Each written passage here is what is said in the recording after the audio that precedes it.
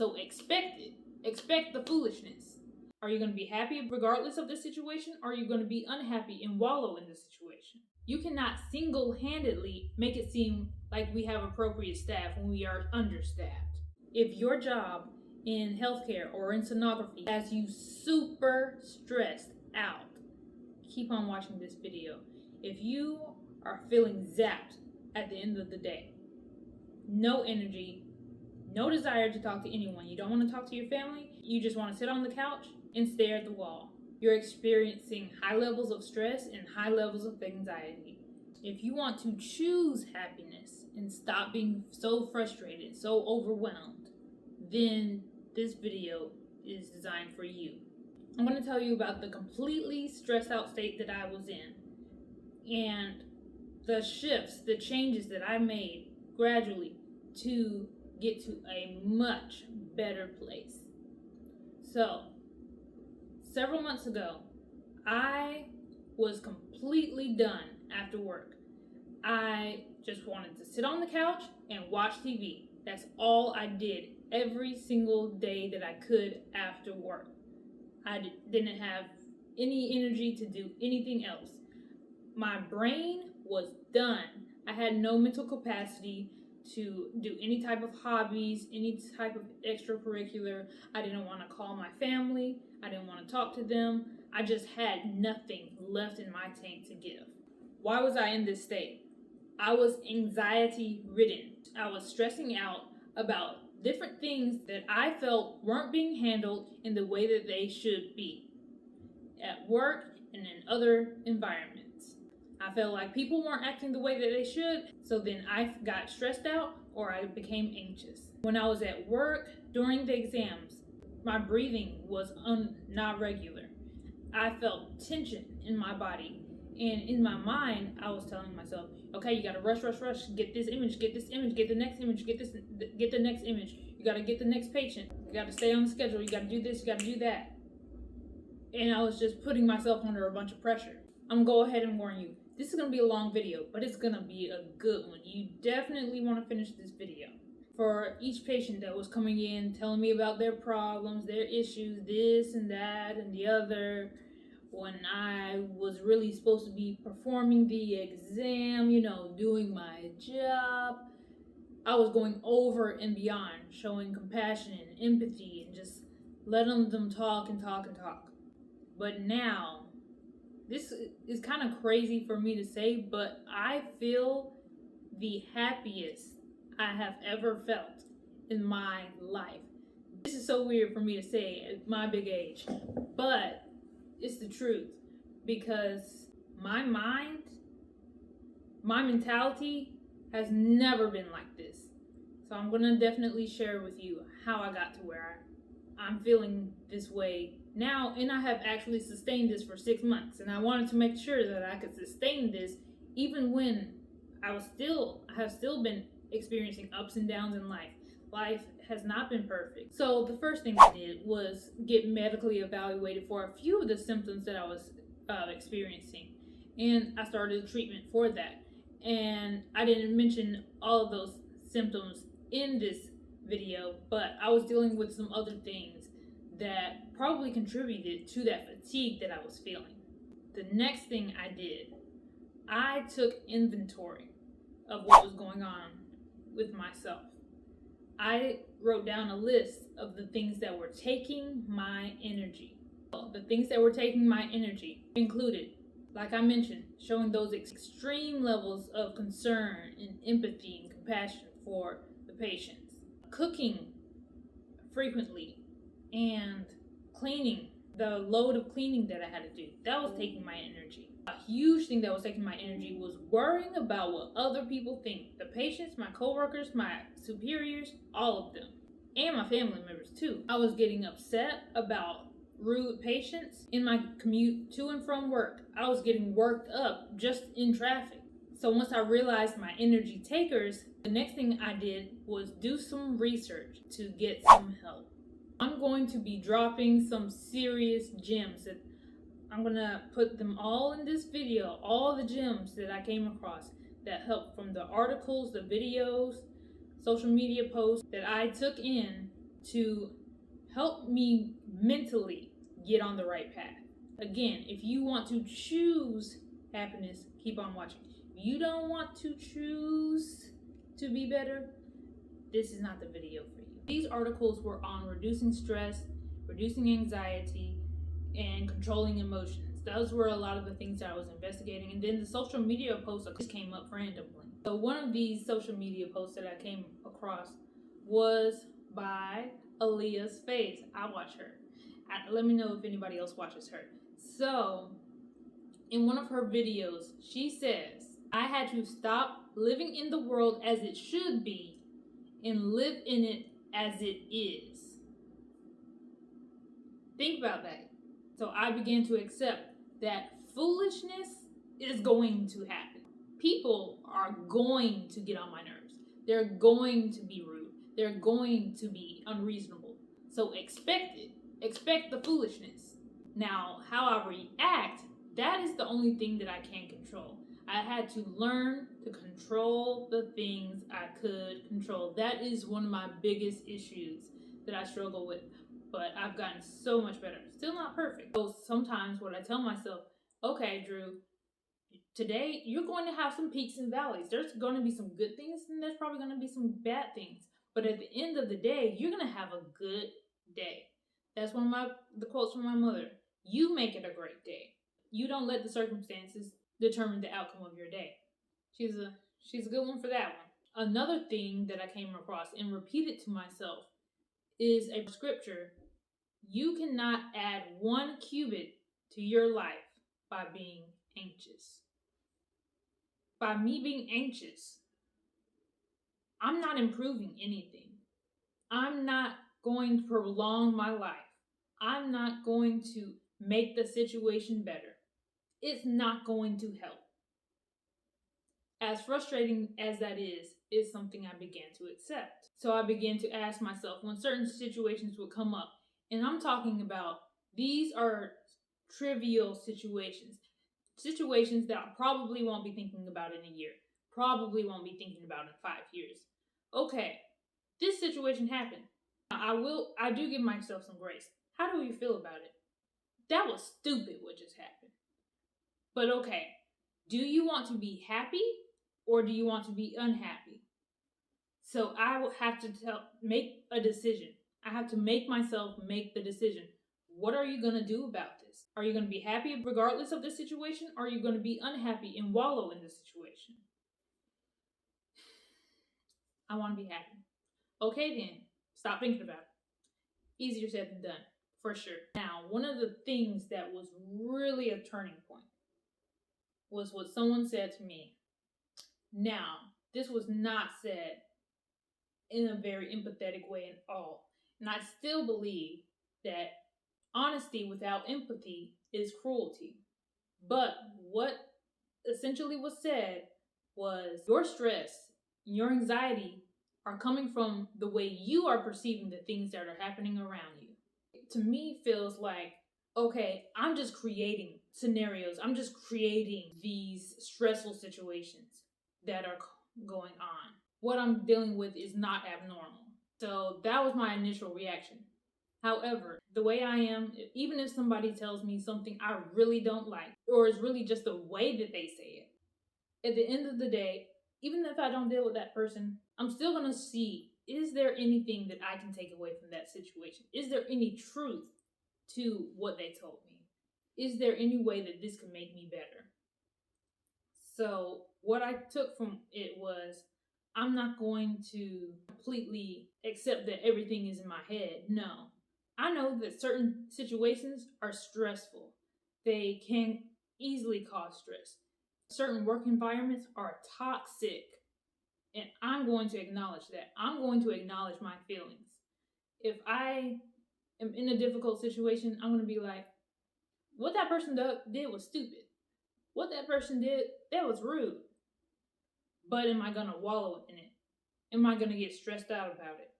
Am I going to let it take away from my joy, from my happiness? No.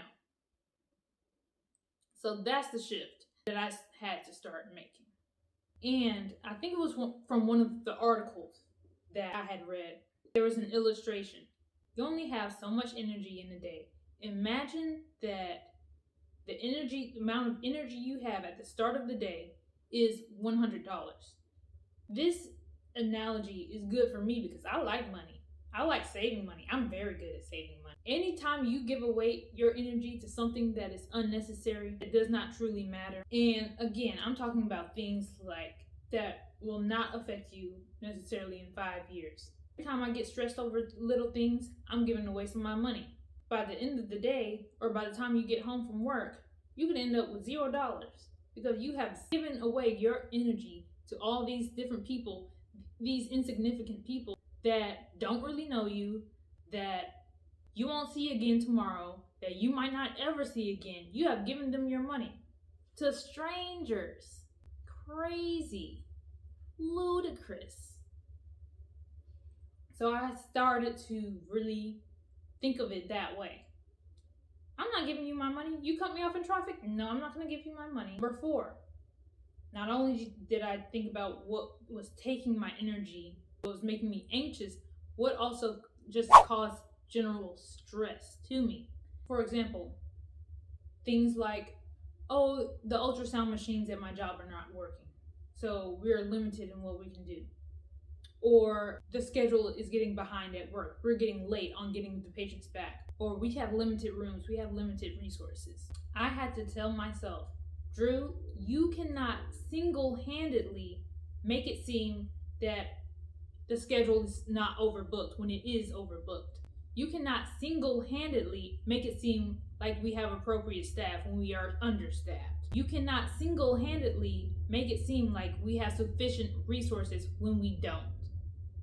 What I am going to do is give the best care that I can to one patient at a time while being my usual efficient self. I'm usually good on time, and I had to reaffirm myself of the fact that my superiors in recent years have said, oh, you're good on time. You're good on time. So I have to remind myself that so that I won't keep on telling myself, oh, you gotta rush, oh, you gotta hurry up, oh, you gotta hurry up. I naturally work at an efficient pace, so you're good, Drew. You're good. Stop stressing about what external factors you cannot single-handedly control. Okay, so number 5, I had to write a list of the things that give me energy. What gives me energy? Laughing and smiling gives me energy. Developing my relationship with God, knowing that He cares about me, that gives me energy in the morning. Helping others gives me energy. And working on my passions, working on my hobbies, that gives me energy. Okay, now number 6, the adjustments that I had to make.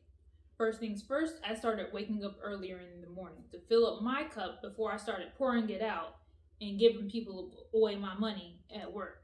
I would start out with my spiritual routine, feeding myself that way. Then I would check, okay, mentally, what do you need? Emotionally, what do you need? Do you need to journal? Journal some thoughts, some turbulent thoughts that you've been having? What do you need physically? Are you up to exercising today? The morning time works best for me. Whenever you have the most energy, the most creative energy, the most quiet time in your household, that is when you can consider setting aside time to fill up your cup before you start catering to other people in your life or going to your job. Also, I mentioned cooking was draining my energy, so I made sure to meal prep more meals. So I cook one time a week for my work week dinners, and one time a week for my lunch, and just going ahead and packing those things up and freezing things. So if I make some dinner, I make some meat, then instead of just getting all the ingredients out, seasoning the meat for 1 week's worth, I'll make 2 weeks worth or 1.5 weeks worth, and the extra put in a Ziploc bag, freeze it. So then when I have less time, I can just pull it out, defrost it, and eat it. So that's one thing that has helped me. Let me know if you want me to make a more detailed video of ways to be more productive and save time. Definitely do that. Now, on my way to work, I decided not to let people have a piece of my $100. So one thing about where I live, people love to cut you off. So instead of getting upset and yelling and screaming at somebody that is cutting me off, I'm like, this is what they're gonna do. This is what they're gonna do. And me yelling or honking and getting upset, just even if I don't say anything, just getting riled up, letting that make me tense, that's giving them my money. That's giving them my energy. And I'm never gonna see those folks again, probably. And me getting upset, it does not affect them at all. They're just driving around, driving away. Half of them probably didn't even know that they cut me off, but I'm the only one that's getting upset. I'm the only one that's getting frustrated. I started thinking of it that way, then I look kind of stupid for getting so bent out of shape. Now, I'm still not perfect at this. Sometimes they still get under my skin, but I'm a lot better. I reduced the amount of time that I was giving away my money before I even got to work. Then at work, when I was scanning, I had to repeat over and over, okay, Drew, you've got time. You're doing well on time. Focus on this exam, do one patient at a time. I started being more patient and regulating, taking deep breaths, regulating my breaths. And then with my interactions with the patients, I still show compassion, I still show empathy, but I'm not overly expressive. And I don't let them take over my exam time. I don't let them take over the job that I know I need to perform. Again, I had to accept that patients were going to be rude. So when they were rude, I stopped internalizing it. Oh my gosh, did I do something wrong? Or how dare they talk to me? I'm just trying to do my job. Stop with all those extra thoughts and anxious thoughts. I just said, oh, that's a you problem, because I had to reaffirm myself and become more confident in the job that I was doing. I had to make sure that I was doing what I was supposed to do. I'm being kind, I'm being patient, I'm providing accurate imaging for my patient. So then, whenever they're rude or they're being dismissive, I could deflect whatever they were trying to throw at me, because I knew that when I came in, I smiled, I asked them how they were doing, I explained the exam to them properly. So they don't have a reason to really complain. That's their issues that they're trying to project onto me. I stopped taking that personally. And I probably will be going into more depth on how to deal with difficult patients in a future video. And as far as me internalizing the reasons why maybe my department wasn't functioning as well, I knew it wasn't because of me. So I was like, okay, we have this issue, this department issue going on. Those are management problems. That's the management's responsibility. So I'm not going to take responsibility or feel guilty or try to solve those things single-handedly when that is really something that only management can resolve. So I leave it in their hands and do my job as efficiently and as appropriately as I can. So lastly, the benefits. I'm definitely so much happier, so much at peace, so much less, and I don't know the word, it's like anything could just tip me the wrong way, make me go from 0 to 100 so quickly. Things permeate me less, because I tell myself this sometimes, I have a bubble of peace and happiness, Drew, don't let anybody pop it. Don't come into my bubble. You can't come in here. It's peace and happiness and rainbows here. So I tell myself that from time to time. So after work now, I have time to do things like this, record videos. These are my work clothes. And sometimes I go on walks. Sometimes, or a lot of times, I've been reading a lot instead of just watching TV, because I would only watch TV because I didn't have the mental power to process anything else. I just needed you to tell me the story, and I just watch it. So now I'm inventing my own stories, creating my own movies in my brain by reading. In my laptop over here. So I'm definitely happier. And if somebody knew me 7 years ago, no, they don't. You don't know me anymore. I'm a different person. So you got to get to know the new me. So I hope this video helped you guys, and let me know if there was any specific gem that really stuck out to you, one that you will take home.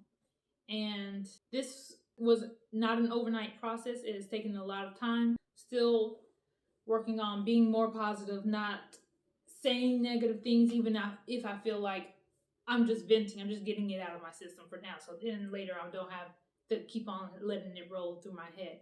But still, it's a process. I'm still working on it, but I'm so much better than I was before. Definitely give this video a thumbs up and catch me in the next video. Bye.